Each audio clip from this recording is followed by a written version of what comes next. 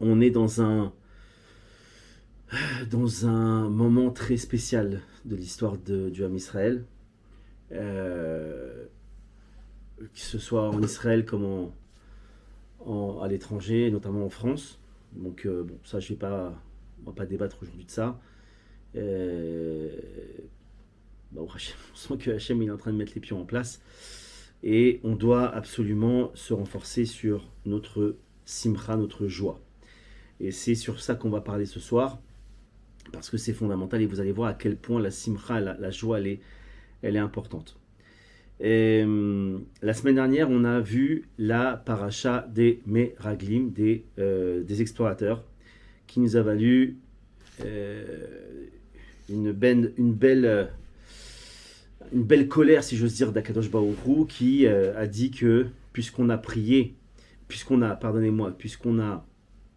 pleuré pour des pleurs gratuits, eh bien, on pleurera tout au long de notre histoire pour des choses qui le seront pas, qui seront pour le coup une bonne raison de le faire. Maintenant, pourquoi on a pris un mesure pour mesure? Vous savez que le monde il est géré par la notion de mida kenegan mida, de mesure pour mesure. Pourquoi ce monde, pourquoi il y a eu une disproportion entre le fait que on a pleuré, ok, d'accord, c'est pas bien d'avoir pleuré devant ce que Hachem il a fait, il nous a proposé, etc. Mais maintenant qu'on ait pris 40 ans dans le désert au lieu de 3 jours, alors le coefficient multiplicateur, je l'ai calculé, hein, ça fait 4866,66 fois plus. C'est-à-dire que pour un pleur, on s'est multiplié par 4866, ce qui est absolument démesuré. Alors il faut comprendre qu'est-ce qui s'est passé, pourquoi on a eu ça. Alors en fait, je ne vais pas refaire l'histoire des Meraglim, mais enfin on sait que ils ont fait du Lachon Hara sur la terre d'Israël. Ils sont entrés dans un désespoir. Ils ont parlé des géants. Ils ont commencé à se plaindre du manque de nourriture, etc., etc. Et en fait, le gros problème qu'il y a eu, c'est que ils ont clairement parlé sans Emouna. C'est quoi parler sans Emouna? C'est quand on parle en se plaignant. Donc de là, on apprend que tout celui qui se plaint, d'accord, qui donc parle sans émouna, a un très beau cadeau, c'est que son épreuve, elle est multipliée par 4866. Sympa, hein? Et plus on va se plaindre, et plus on envoie la machine à sous, d'accord? Donc il faut comprendre que, en fait, dès qu'on parle sans émouna, et donc on se plaint, alors automatiquement, voilà. Maintenant, ils auraient évidemment dû parler avec Emouna. Et maintenant, c'est quoi parler avec Emouna? C'est que... Alors, c'est quoi parler avec Emouna? C'est quoi parler sans Emouna? Parler avec Emouna, c'est connaître un matzav, une situation, et pouvoir y greffer dessus de l'espoir. Ça, c'est parler avec Emouna. On sent qu'on respire quelque chose qui est que... On a une situation qui est ce qu'elle est, d'accord? On va prendre une épreuve, parce que sinon ça n'a pas de sens. Une épreuve, une maladie, un problème d'argent, de couple, d'enfants, et tout ce que vous pouvez imaginer. Et sur ça, on va avoir une vision du futur remplie d'espoir. Il va y avoir une Yeshua, on va se libérer, ça va aller mieux, peu importe, d'accord? Parler sans émouna, c'est quoi? C'est l'inverse. C'est-à-dire que je parle de la situation, mais en parlant, je suis rempli de désespoir et je rentre avec je me projette dans un avenir rempli de désespoir, noirci, catastrophique, chaotique, etc., etc. Ça, c'est la différence entre parler avec Emouna et parler sans Emouna. Maintenant, pour parler avec Emouna, il faut d'abord, et vous allez voir comment c'est fort, il faut d'abord se rappeler quotidiennement, à chaque instant, les bontés qu'Hachem il fait pour nous. Et remercier pour ça. Si on se remet dans les Meraglim, alors si il s'était dit, attends, ok, on a la terre d'Israël, il y a des géants là-bas, on n'a plus de nourriture, on est dans le désert, etc., etc., etc. Attends, on se calme. 2 secondes. Venez, on fait un bilan. Venez, on fait Israël, venez, on fait un bilan là. On est en train de s'enflammer pour rien, c'est dommage. Voilà, c'est vrai que en Israël, c'est vrai qu'il y a des géants. C'est vrai qu'on est dans le désert, c'est vrai qu'on a plus à manger, qu'on voudrait manger. Bon, peu importe, tout ce qu'on peut imaginer. Mais attendez, venez, on fait juste un. On se tourne vers notre passé là. Et on fait un bilan de ce que Hachem il nous a fait. Hachem il nous a sortis d'Égypte avec des miracles de folie furieuse. D'accord. Il nous a envoyé Moshe Rabbeinu. On a traversé la mer avec des miracles. Je ne sais pas combien il y a eu de miracles que de nos yeux on a vu. Tout ce qu'on peut, dont on peut parler. Attends, tu vois bien que Hachem, donc, il nous a fait plein de bontés. Donc, c'est sûr que, même si la situation, elle paraît catastrophique, c'est sûr que je peux avoir de l'espoir. Parce que si Hachem, il m'a sauvé dans mon passé, quel intérêt il aurait de venir maintenant me mettre des bâtons dans les roues, m'achever ou me mettre dans une situation catastrophique. Et c'est ça qu'ils auraient dû faire. Dans les situations où on a une situation difficile, il faut absolument se rappeler des bontés qu'Hachem il a fait et que après on peut parler et uniquement après on peut commencer à analyser notre situation. Tant qu'on n'est pas là-dedans, tant qu'on n'a pas remercié pour les quotidiennement, toutes les secondes, pour chaque petite chose qu'Hachem il nous a fait et qu'il nous fait au quotidien, et même les plus infimes, encore une fois, je répète, hein, le remerciement, il est rattaché, c'est-à-dire à des petites choses, comme le cœur qui bat, respirer normalement, se déplacer normalement. Encore une fois, n'oubliez pas que on part du principe que c'est acquis, mais Baruch Hashem, qu'on ne soit pas en fauteuil roulant. Baruch Hashem, qu'on puisse respirer sans appareil respiratoire. Baruch Hashem, qu'on a tous nos membres. Baruch Hashem, qu'on puisse... Il y a tellement de choses qu'on peut dire. C'est des remerciements qu'on doit donner à Hashem, qui nous a préservés, qui nous a même créés comme ça, etc. Donc, tout ça c'est des choses dont on doit se rappeler pour pouvoir, encore une fois, quand on décrit la situation, pouvoir avoir un espoir pour le futur. C'est très très important ce qu'on est en train de dire maintenant. Autre chose qu'il faut se rappeler quand on a une situation qui est difficile, d'accord ? Et encore une fois, c'est valable à l'échelle du Ham Israël, mais c'est aussi à l'échelle personnelle. Quand on a une situation, il faut se souvenir que Rabbi Nachman nous dit une chose. Yeridat Sorer Aliyah. La descente, elle annonce une montée. Ce qui veut dire que obligatoirement, attention, qu'on soit clair, quand Rabbi Nachman il parle, c'est comme si Akadosh Baruch Hu il parlait à travers lui. Comme ça, c'est clair et net. Il n'y a personne au monde, qui est capable, qui oserait remettre en question les paroles de Rabbi Nachman. Rabbi Nachman, quand il vous dit ça, c'est comme si on l'avait reçu au don de la Torah. D'accord ? C'est la même chose. Ok ?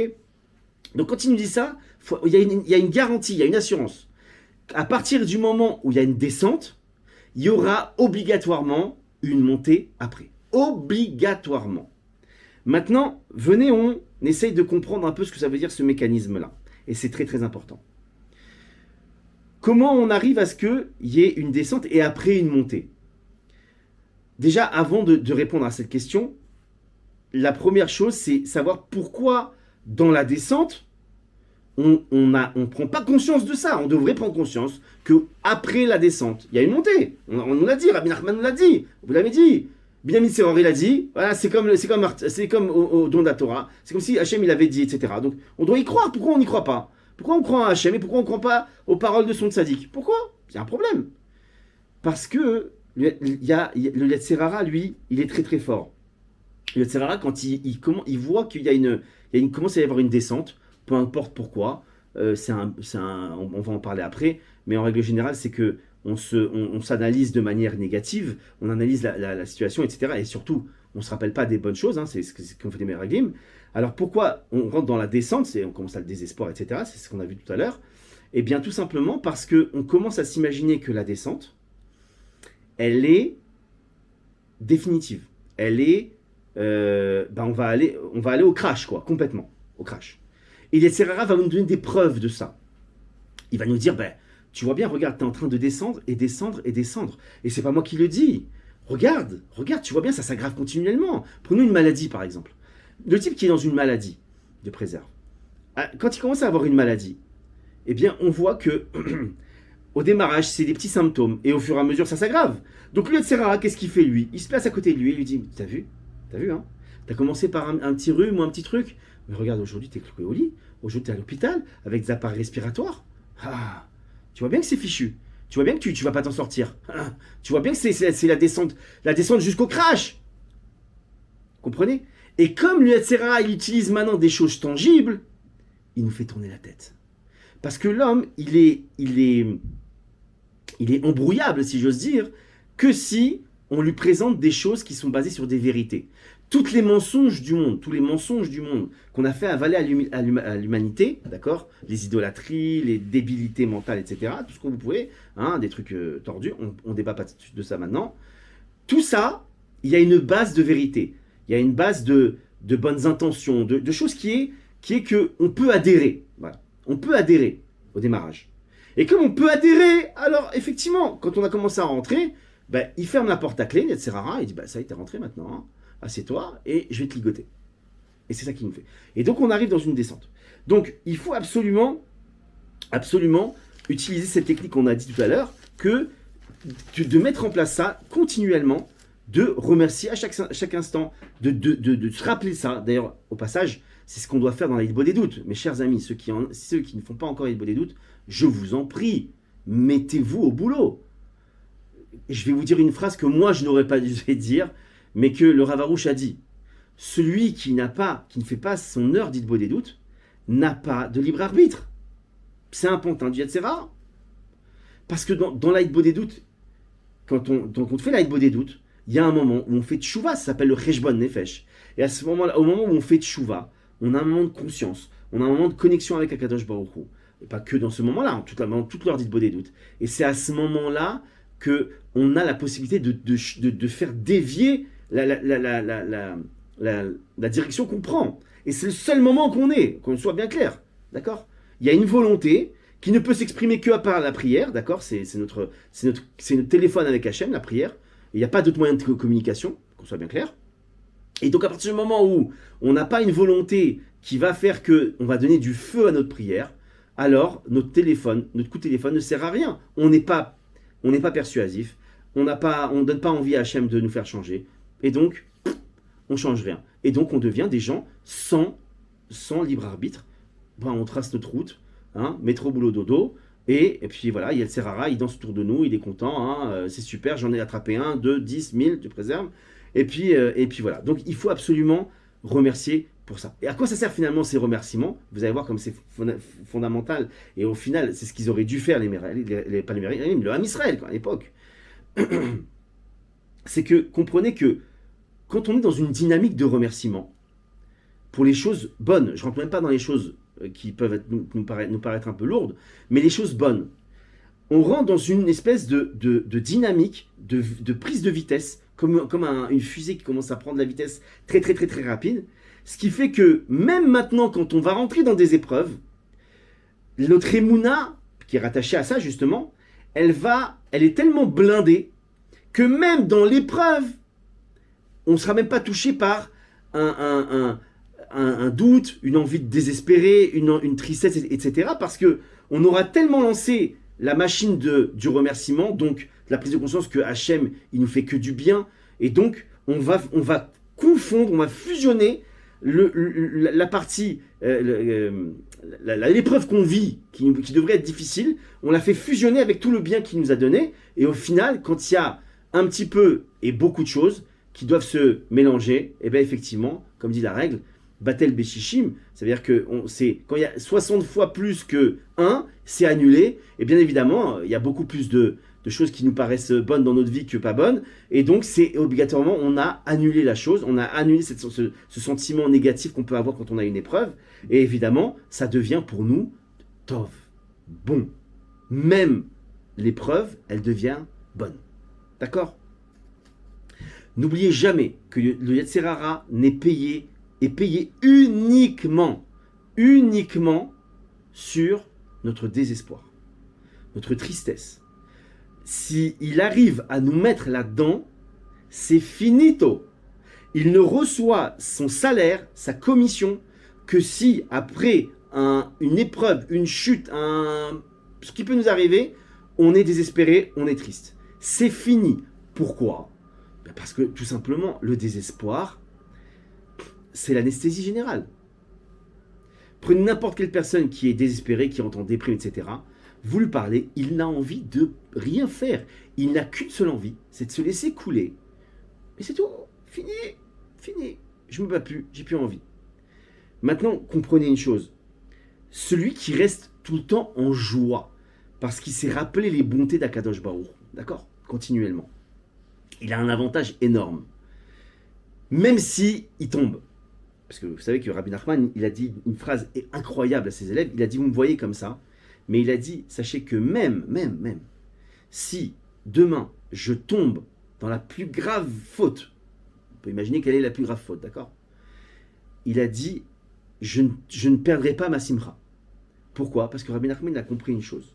La simcha, c'est l'antipode, d'accord, de la tristesse. À partir du moment où on ne perd pas sa simcha, on peut encore faire tchouva. Et si on fait tchouva, le problème c'est que si cette tchouva elle est faite avec amour, on connaît la musique, hein, c'est que le Tzerara il s'est fait rouler dans la farine de folie. Il nous a mis il nous a fait perdre $1 million. Et maintenant d'un coup on est à plus $1 million. On a récupéré 1 million, on a en gagné encore 1 million. On a eu 2 millions d'un coup. On a tout transformé à notre compte. Parce que c'est ça la tchouva. Et donc on a tout gagné si on est dans la simcha. Si on est dans la tristesse, c'est finito. D'accord? Donc c'est extrêmement important. Maintenant, sachez aussi que quand on est dans la Emouna, on a aussi un avantage. C'est que la Emouna, elle nous donne un recul devant l'épreuve. Tant qu'on n'a pas la Emouna, tant qu'on est dans la tristesse, puisqu'on va parler antipode, on va parler Emouna et tristesse, c'est les deux opposés. Alors dès qu'on est dans la tristesse, on est la tête dans les guidons, on voit plus rien, on est dans notre tourbillon de tristesse. Mais à partir du moment où je rentre je garde la joie, c'est ma soupape de sécurité, c'est mon parachute. Celui qui tombe, qui ait fait quoi que ce soit, mes chers amis, n'oubliez jamais cette règle. Battez-vous pour votre simcha, c'est votre bouteille d'oxygène. Peu importe à quelle profondeur vous êtes descendu, si vous avez cette bouteille d'oxygène, vous êtes intouchable. Vous pouvez plus que remonter. Écoutez bien ce que je vais vous dire. Quand Haman Aracha, dans la Megillah d'Esther, quand Haman Aracha, il reçoit le sceau de Achashverosh, que toutes les portes lui sont ouvertes, il est dans une simra de fou. Il est dans une joie de fou. Nos sages, ils disent comme ça, à ce moment-là, il était intouchable. C'est-à-dire qu'on ne pouvait plus le faire tomber de sa montée. Il était intouchable. Pourquoi? Parce qu'il était dans la joie. Venez, on analyse juste ça. Et après, on voit qu'Akadosh Baruch Hu, il a mis tout un scénario pour le rendre triste.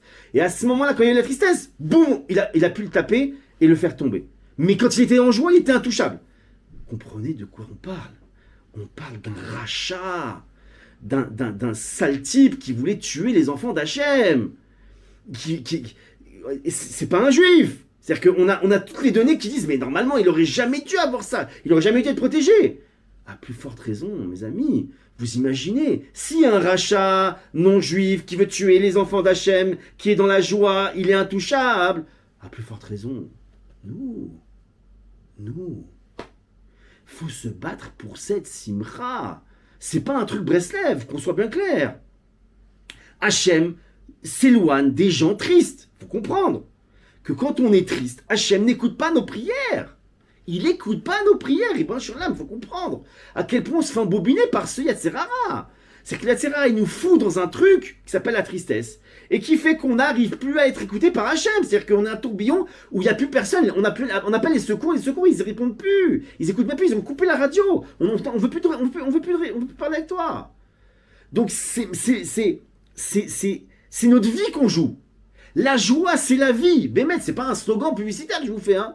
La joie, c'est la vie. Si vous avez compris ça, vous êtes des lions et des lionnes. Parce que sans la joie, vous pouvez monter et descendre. Le Harizal, il a dit comme ça. Le Harizal, il a dit qu'il a atteint son niveau que par la joie qu'il avait quand il faisait les mitzvot. Mais faut comprendre une chose. On peut développer notre joie par des petites choses. Souvent, je parle de ça en coaching.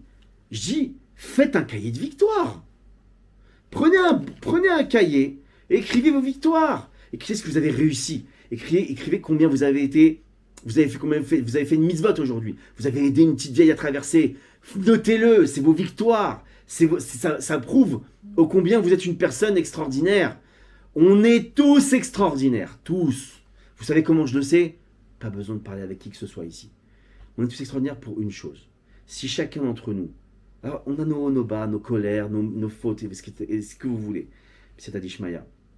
Mais quand Baruch Hashem, on nous prend au calme, tête à tête, et on se pose la question, allez, franchement, t'avais envie de faire cette avéra?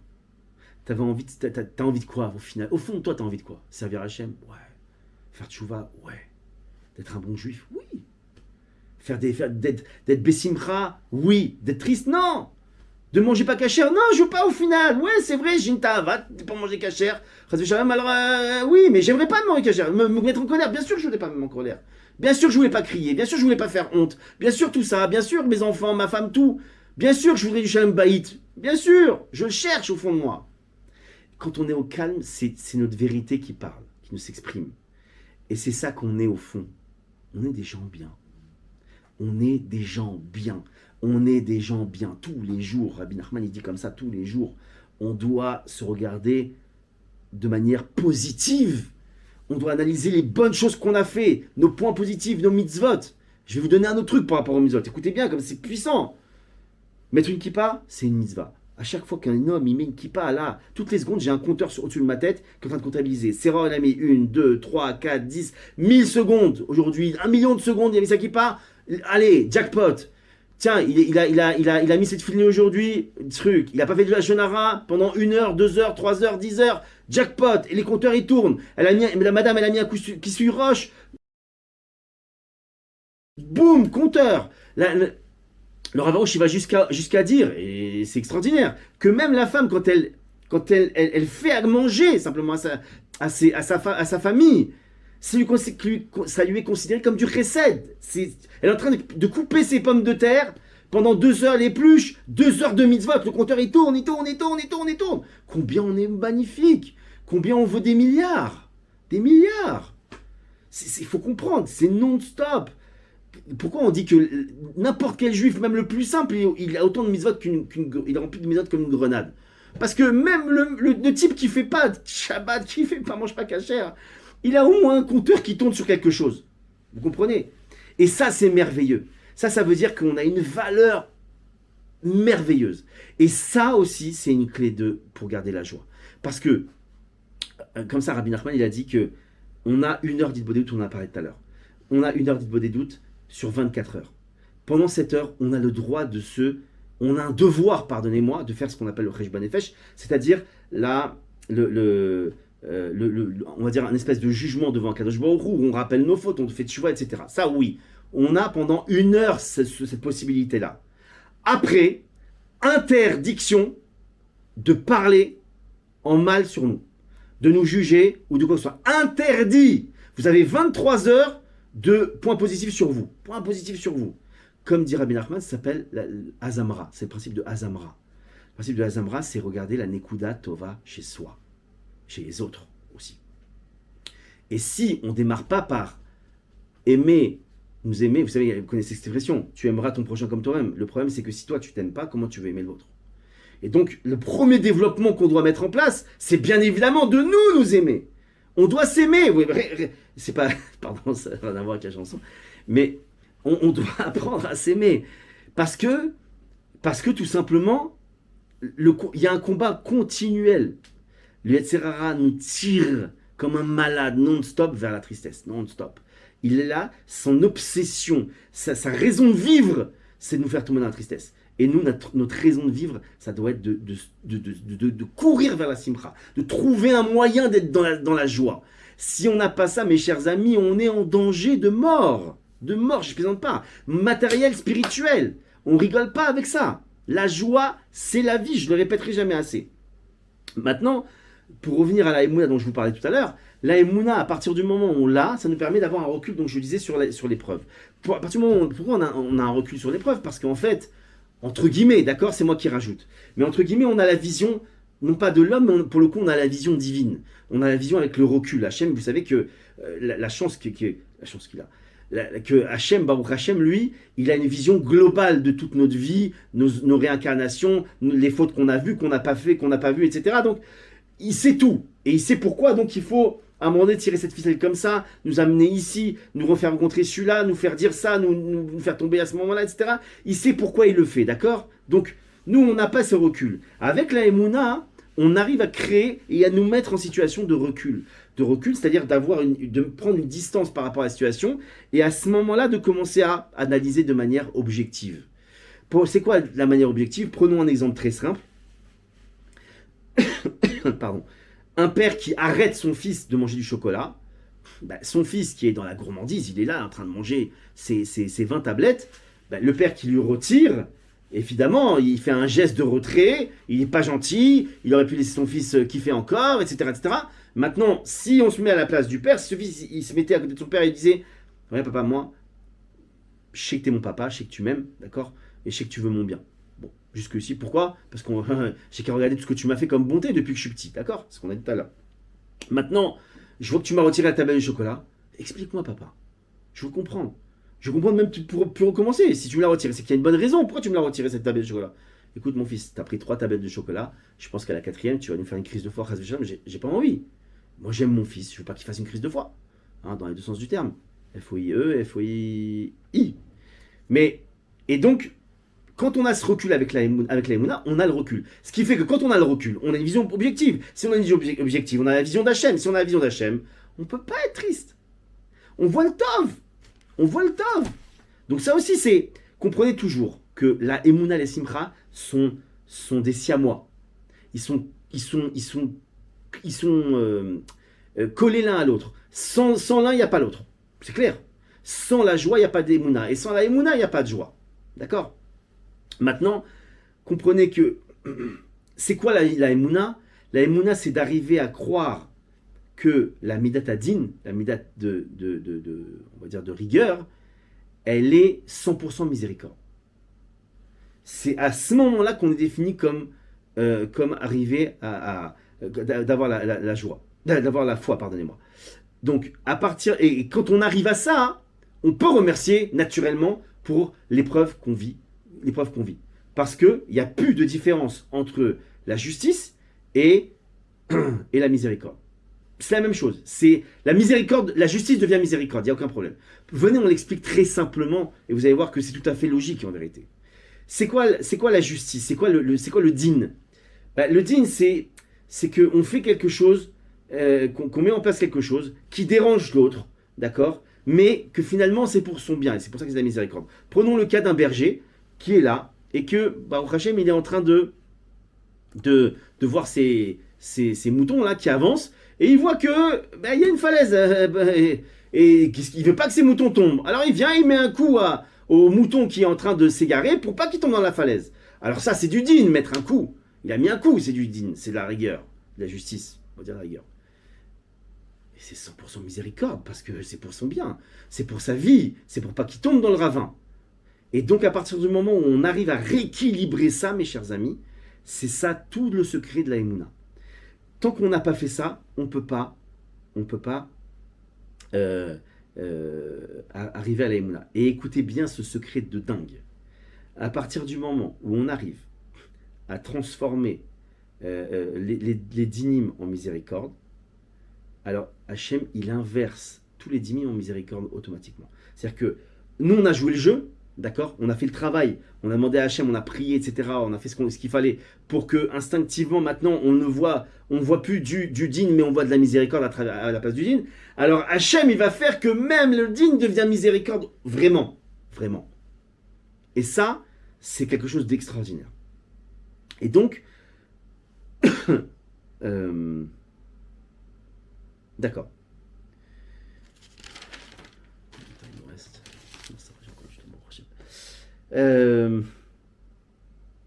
Ça, on l'a fait.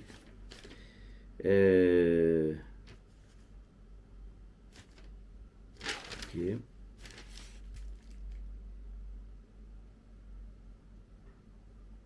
Ok. Juste pour finir sur la partie tristesse, sachez que c'est la Avera la plus grave de la Torah. Pourquoi? Parce qu'effectivement, comme on l'a dit, elle l'arrête, elle nous empêche totalement de faire tchouva. Et il n'y a rien de pire comme Avera que d'amener quelqu'un à ce qui soit échec et mat au niveau de la Torah. Maintenant, je vous donne un petit conseil pour finir Bezrat Hashem, après on passera aux questions. Que quand un homme maintenant ou une femme, elle arrive en tristesse, par exemple parce que, disons que elle avait décidé d'être plus de signoute, elle n'a pas réussi, ou de ne pas s'énerver, elle est retombée en colère, et tout ce qu'on peut imaginer, de manger cachère finalement n'arrive pas, peu importe. Pardon. Alors, au moment où on rentre en dépression, quand on a eu cette défaite, entre guillemets, on est exactement comme Acher. Vous vous souvenez de Acher ou pas? Acher, c'est le maître de Rabbi Meir Balanes, et c'était un très très très très grand Tana. D'accord? Un jour, il y a eu une bat kol, une voix céleste, qui a dit tout le monde a une part au mon futur, sauf Elisha Ben Abouya. Lui, il n'a pas fait de calcul, et il s'est dit ok, j'aurai pas Olam Haba, c'était décrété, mais j'aurai au moins Olam Azé, pardonnez-moi. Donc ce monde-là. Et donc, profitons. On va profiter au maximum de ce monde-là, puisque je ne peux pas l'avoir. Alors, le problème, c'est qu'il est tombé. Maintenant, il aurait pu faire tchouva, il aurait fait tchouva, c'était réglé. Il aurait tout gagné. Il aurait, comme on l'a dit tout à l'heure, il aurait repris ça. Mais lui, il s'est laissé tomber dans le désespoir. Il s'est dit, bon, allez, descendre pour descendre, comme tout à l'heure on a dit. Lui, il s'est fait embrigader et il est tombé là-dedans. Et voilà. Maintenant, prenons un autre cas, et vous allez comprendre pourquoi c'est très fort. Prenons un autre cas. Un jour, le Baal Shem Tov Zatzal, il est à Pessah, il est en train de dire la Haggadah, d'un coup il s'arrête. Et après il sourit, il danse, il est content, il est content. Mais ses élèves ne comprennent pas pourquoi d'un coup il est comme ça, il a commencé à... Et il n'a pas compris, après il a commencé à rigoler, etc. Et ses élèves lui ont dit, mais qu'est-ce qui se passe? Il a dit, c'est simple. Il a dit, quand je suis en train de faire la Haggadah, j'ai entendu une bat kol qui a dit Baal Shem Tov, tu n'as pas part au monde futur. Donc il n'a pas compris au début. Et après, il s'est mis dans une joie intense. Pourquoi? Parce qu'il a dit, enfin, je vais pouvoir servir Hachem, ce qu'on appelle l'ishma. L'ishma, ça veut dire sans aucun intérêt. Parce que, comme j'ai plus d'Olam Haba, eh ben, tout ce que je vais faire maintenant, c'est pour Hachem, puisque j'ai plus d'Olam Haba, j'ai plus... C'est comme si on disait que le type, on lui retire son compte en banque, il est rayé de la banque. Maintenant, il a plein d'argent. Qu'est-ce qu'il va en faire de cet argent? Bah, il va le donner aux pauvres. Et de toute façon, il a plus de compte en banque. Eh ben, c'est exactement la même chose. Quand lui, il a commencé à entendre ça, il s'est dit, je vais enfin servir Hachem l'Ishma. Et à ce moment-là, son cœur était tellement joyeux, parce qu'il pouvait enfin montrer à Hachem combien il aime, sans arrière-pensée, sans chercher un intérêt, quoi ou qu'est-ce, que la bat kol, elle s'est remise à parler, elle a dit, Baal Shem Tov, tu as maintenant part au Olam Haba. Pour vous montrer qu'il ne s'est pas laissé avoir. Le Tzerara, lui, donc on a là deux cas où, à un moment donné, l'un, il s'est laissé couler et exploser au sol, et un qui a surfé sur la vague, qui a rebondi sur ça. Et c'est sur ça qu'on doit se dire. Parce que,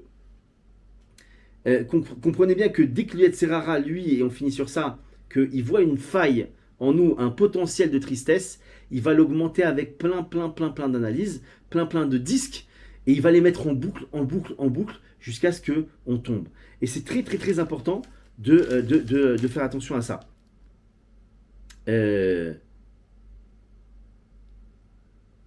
Voilà.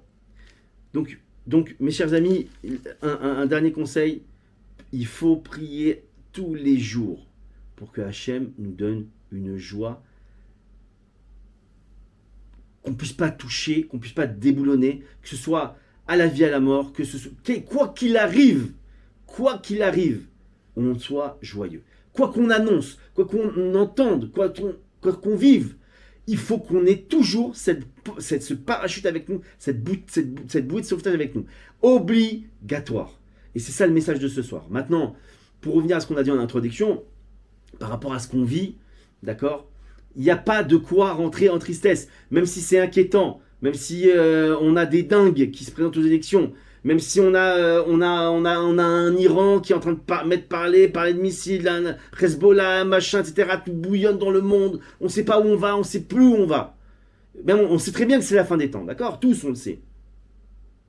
Mes chers amis, tout le monde se bouge, monte sur le bateau, là, sur le pont du bateau, et on demande à Hachem la simcha, personne ne doit tomber dans la tristesse. Parce que celui qui est joyeux, Hachem ne s'éloigne pas de lui. Nos prières, elles sont entendues. On a besoin des prières de tous. Donc on a besoin d'être tous dans la joie. Tous. On doit prier, demander à Hachem, la simcha Hachem. J'ai enfin compris ce que c'était. Développer cette simcha. Parce que je vous l'ai dit tout à l'heure, par les mitzvot. Prenez des petites mitzvot. Tout ce que je vous ai dit, il y a plein de mitzvot que vous pouvez développer. Donc vous allez, au fur et à mesure, puisque c'est le secret du Harizal qu'on a dit tout à l'heure, alors plus vous allez être joyeux dans vos mitzvot, et réjouissez-vous. Vous imaginez, vous n'avez pas fait la générale, des millions, voilà, combien combien je me rapproche d'Hachem. Sachez que quand un juif, il fait une mitzvah, ou il a une mitzvah sur lui, c'est un signe que Hachem est en train de le rapprocher. Waouh, Hachem me rapproche de lui. Moi, un minable comme moi, Hachem, je peux danser pendant des millénaires, c'est extraordinaire. Juste d'être juif, juste de mettre la kippa, juste de manger cachère, c'est extraordinaire, il faut danser des journées entières. Ça, il faut trouver. Rabbi Nachman, il nous dit que la joie, il faut apprendre même à la créer, même artificiellement. Fondamentale, vitale. J'en rajoute pas plus. Qu'Akadosh Baruch Hu, il fasse que Béhémet, on soit des gens joyeux comme il n'y a jamais eu dans l'histoire. Et qu'on puisse faire des prières qui déchirent les cieux, Bezrat Hashem, pour qu'il y ait une rachamim sur nous et la Géoula Berachamim. Amen, Ken Yiratzal.